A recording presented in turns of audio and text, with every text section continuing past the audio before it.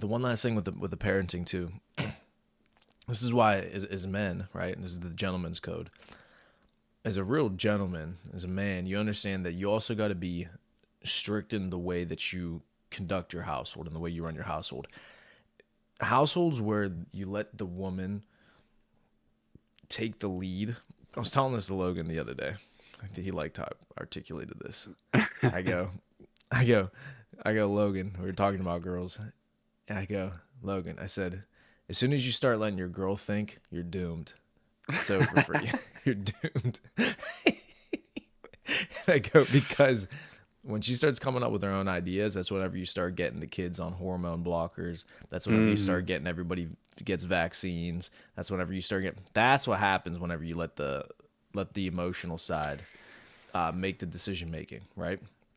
And so it's true, because what happens is men have gotten convinced by the feminine society that all these things that they know inherently are not good, they let it go because it's like, oh, what, I feel bad, or like, well, we should be inclusive, or well, we should like, well, maybe we should just listen. It's emotions. It's emotional, and it's not to say that. Okay, don't take this out of context. Oh, you said women shouldn't think. No, okay, obviously they can think, but my point is they should not be making the difficult decisions when it comes to things like disciplining, when it comes to things like should we get the vaccines, when it comes to things like should our kid be that was born a boy, should we start naming it a fucking girl's name? It's like you don't let them make those kinds of decisions. As the man, you got to come in and say, no, we're not doing that shit. But it's the households in which the woman takes charge, where the men sit back and they say, oh, okay, all right, even though our boy, our son Johnny is a boy, okay, I'll call him Jessica. It's like, bro, who the fuck are you? If you have any ounce of fucking testosterone left in your body, you're not gonna allow your son to be called by a fucking woman's name. What the fuck is that? What is this shit? That's Again, ludicrous. ludicrous. How could you as a man do that in your own household? Dude, I think about this and I go, who the fuck are these men? Who are these guys that they're okay with that? And it's not even the ones that are full on board and they're pushing it. They're like, yeah, this is good. Those guys are psychos. Those guys exist. I'm talking about the men who know that it's wrong and it makes them uncomfortable, but they go along with it because their wife tells them that they should, and the society tells them that they should. It's those guys where I say, dude, do you not have any fucking testosterone in your coursing through your veins? Do you not have any ounce of bravery to say, hold on a second, listen, baby, I love you, but what the fuck are you talking about? We're not calling Yeah. this. Bro, stand up and have some fucking. This is what we're trying to teach the young men they're coming up and they're inside the Taylor's Code. It's like you gotta understand that you have to make those tough decisions and say, draw the line in the sand and say, hey, this is the way that we operate in this household. This is what's right. This is what's wrong. This is my creed. You're either gonna abide by this creed or you're gonna get the fuck out of here. Okay, whether that's your wife or whether that's your children. There is no negotiation. If you don't like the way that I want to conduct and build this family, then don't be here, right? I have no problem with that. Then you're just not going to be here. That's fine, right? But you can't bend on everything, and then because your life just becomes destroyed. So the point was, I was saying to Logan is, yeah, as soon as you start letting her think, you're doomed. It's over.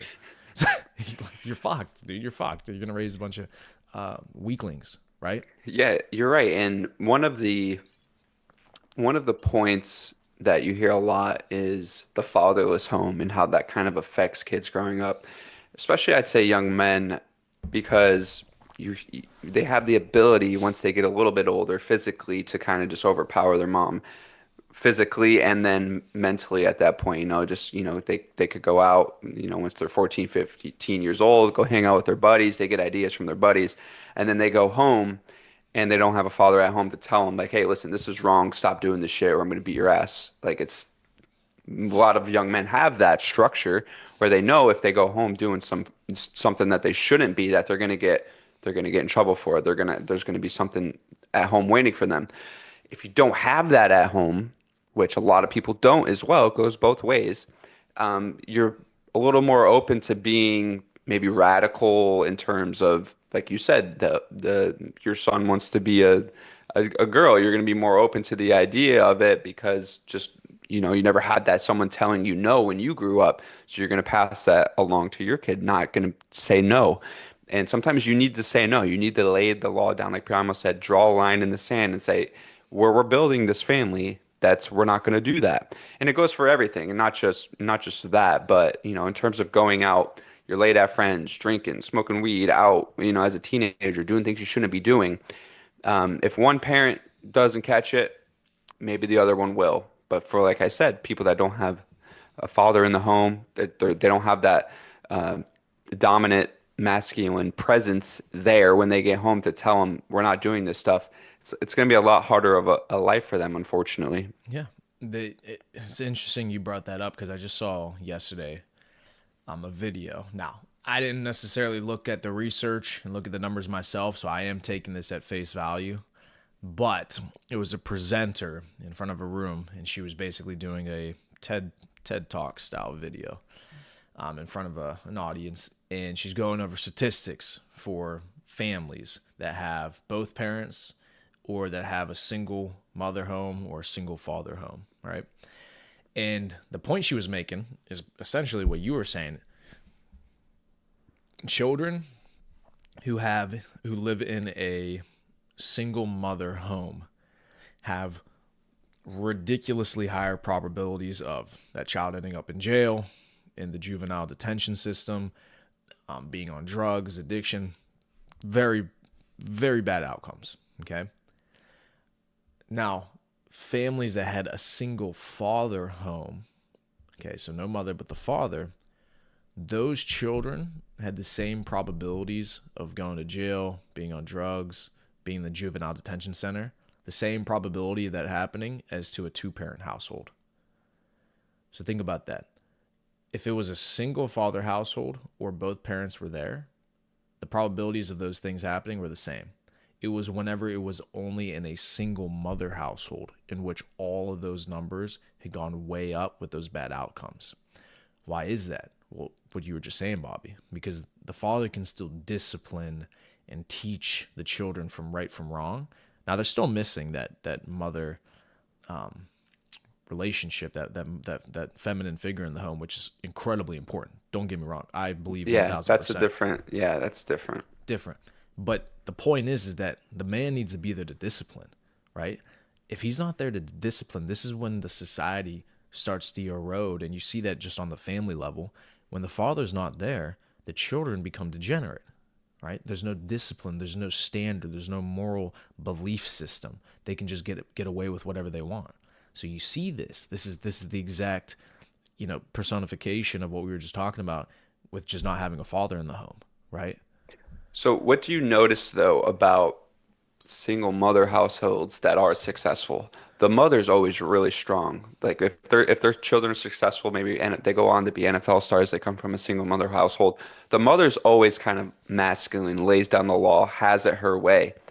So Yep. it goes to what we're talking about. Like you see what different discipline and a structure could bring to you in your life. That's what it is. Even single mother households where you see the child is very successful, goes on to do amazing things. The mother had to be strong, had to be tough, had to say no, had to do those things. And that's just how it goes. Yeah, and that's an incredibly difficult thing for a woman to do. But in respect to those women who do that, because, like you said, yeah, they're typically working 2, 3, 4 jobs just to raise the kid. They're never at home. They're coming back. They're whooping his ass whenever he's being bad, Yeah. etc. They're But not putting up with it. they're not putting up with it. But I respect that because that is what they need. That's the reality of it. Is that's what she has to do. So the women that do that, difficult, but respect that you do that. But that's why typically in a single mother household, when the mother isn't able to discipline the way that the father would, you have problems. It's issues. Again, because the society erodes whenever there's not a masculine figure around. Because there has to be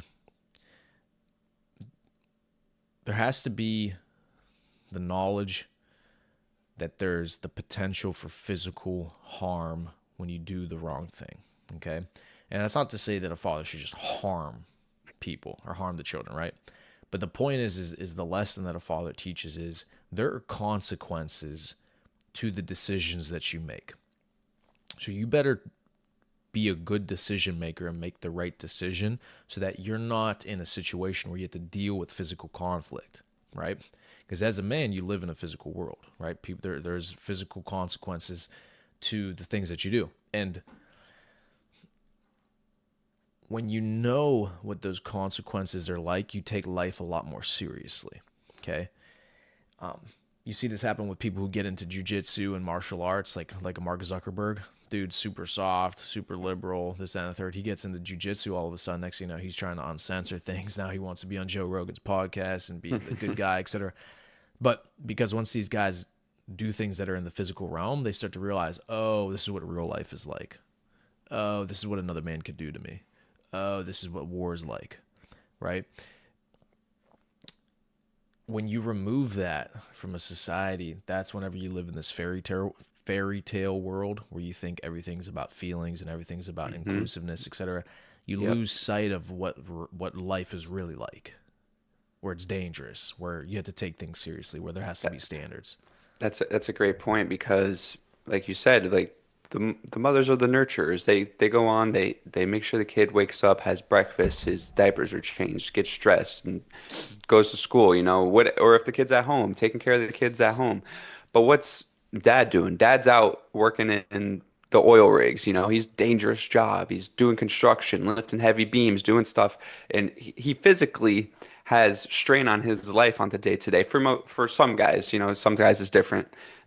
You might work financially, it's stressful. Guys trying to come for your money, take your investment fund away, whatever it is. It's war out there at all times. So there's a heightened stress levels that men have to deal with sometimes, and they come home and they can project that strength onto the family and onto the kids and telling them, listen, I know you fucked up, but this we're not going to do it. It's just it's simple as that. When you see, like you said before, circling back to it, is when you see actions that you don't want in your family, that's when the masculine role has to step up and say, we're not going to do it.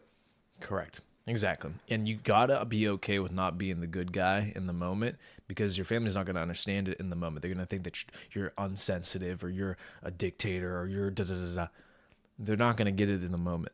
But down the road, on the long term, they always come back around and say, "Oh wow, he was right." Right? Perfect example: the vaccine. Man says to his family, "No, we're not doing it." Oh, why? Why? But we have to. But grandma. But Fauci. No, we're not doing it. Oh, you're so bad guy, right? 2 years later, everybody's getting fucking strokes. People are getting fucking heart attacks, TIAs, all this shit. Oh yeah, Dad was right. Fuck. Okay, thanks, Dad. I appreciate it. It's like you got to be okay with being the bad guy. But again, another thing that men are afraid of nowadays is being the bad guy. You can't be afraid to be the bad guy. I don't give a fuck if you're upset at me in the moment. You're going to see that down the road, I was telling you the right thing, and you're going to understand. It might not be today, but I'm not a coward. I'm going to do the brave thing. I'm going to take the heat now, understanding that I'm doing a good thing for you in the future. But what men will do now is they want to be the good guy. They want to make you feel good now, like the mom, and then under, not understanding that 2, 3 years down the road, you actually ended up making it worse for your son or for your daughter. Like you just made life worse for them, but it was good in the moment. It's like you can't do that, dude. Hmm. Stop trying. Sometimes the truth hurts. Yeah, Whatever you guys say in the moment, the truth will hurt people. It will. But like you said, down the road, the truth always prevails. So the truth will come out and it'll shine light on whatever happened. And maybe it was for the good, maybe it was for the bad.